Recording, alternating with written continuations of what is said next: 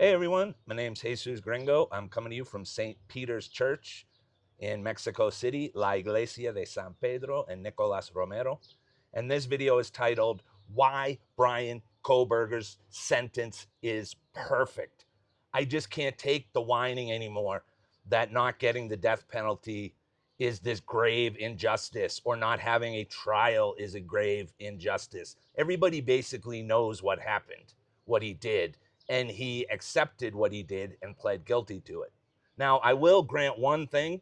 I do think the prosecutors should have forced him to stand up and say in his own words what he did and why, what he did with the knife after. So I do feel they were a little robbed on that. I don't know if the law there doesn't allow them to force them to allocute like that in a plea deal. I don't know that state law. I will say, but that doesn't affect the sentence. The sentence of life in prison is absolutely abominable. I would take the death penalty over life in prison. He's got to spend 23 out of 24 hours a day in a 6x8 cell. He's got no freedom. He barely sees the outside. He can't watch TV. He gets horrible food. Like I said, he can't come and go what he wants.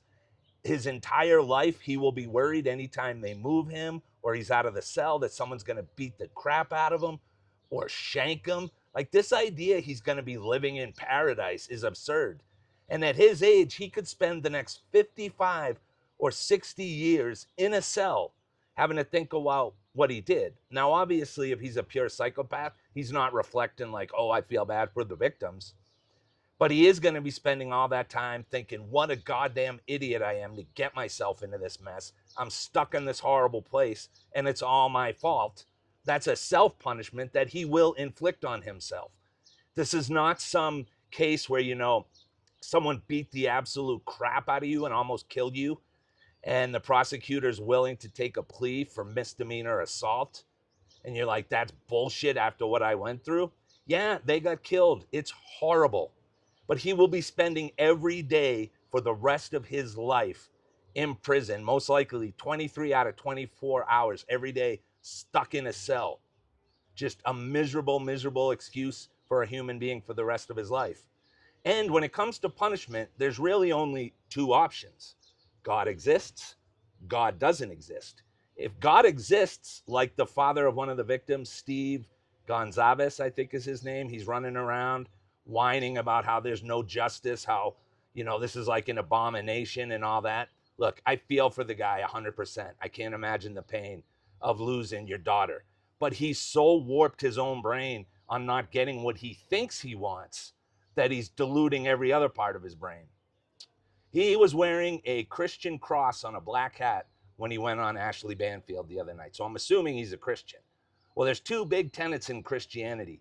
Judge not, lest ye be judged, and thou shalt not kill. Judge not, lest ye be judged should be the most obvious thing in the world. God doesn't need your help judging anyone. When Kohberger dies, God is going to judge him. He doesn't need your help. There is no bigger God complex than claiming you believe in Christianity, where he tells you not to kill and not to judge, and then you kill and judge anyway. He has it covered. Why is that so hard for humans to understand? Putting Kohberger in jail for the rest of his life isn't the same as judging him and killing him. When you put him in jail, you're saying he is a danger to the rest of us, but we'll let God determine when he dies and how he gets punished. That's God's job. That's what most Christians believe, if they believe in Christianity. And it's not thou shalt not kill unless that person's a killer. No, it says thou shalt not kill. That's if you're religious. If you're not religious and Kohberger accepts or gets put to death, let's say that takes 10 years, 15 at most, and then they put him to death with, say, a lethal injection, and he goes to sleep. There's no God, so there's no hell, there's no punishment. That's 15 years in jail instead of 45, or instead of 55 plus. That's a ridiculous difference. That's 40 years of punishment he's escaping. And like I said, this is in the case where God doesn't exist. You put him to sleep. You took away 40 years of that man's suffering. Now he just stays asleep, basically, because there's no God, there's no afterlife. Like I said, if there is a God, remember, God is going to judge him. So the judgment's all taken care of if God exists, which most of you believe. So I don't understand why you're so adamant that it's got to be the death penalty if you think God exists and God is going to judge him. But that's for you to figure out in your demented brains. I can't help you on that one.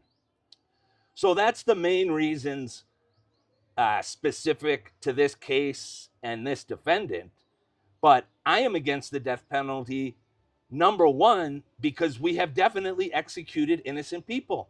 If you put someone in jail for the rest of their life and then you figure out they didn't do it, you can let them go. You took those years away, but you didn't take their life away, and you can fix it. Maybe they don't get a lot of time, but they get some.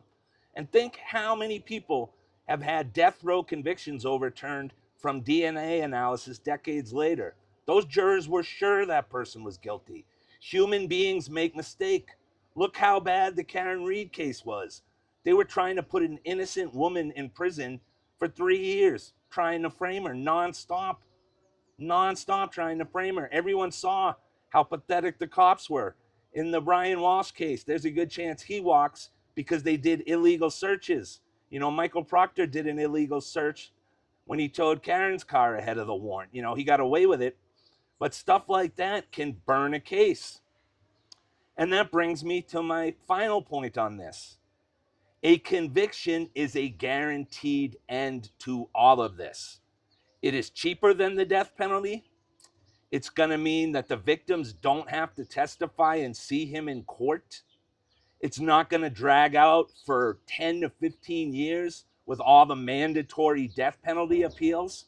And the other thing is, you know, the father, Steve, was going on demanding a trial. I don't think he realizes what he's asking for.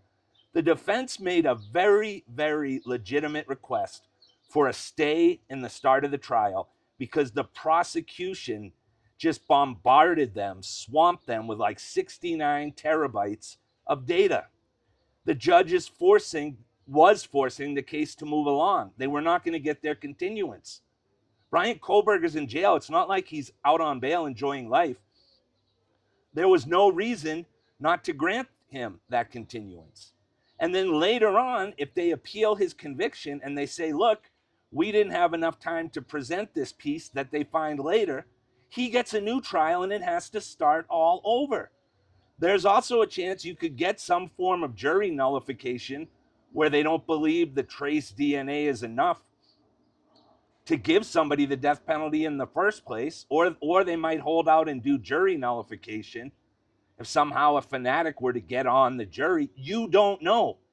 You are throwing away a guaranteed life sentence to risk a trial. There's also a chance there was some talk that the probable cause affidavit had statements from a girl who was just like blindingly drunk, and I don't think she made those statements till later, and they probably should have been included.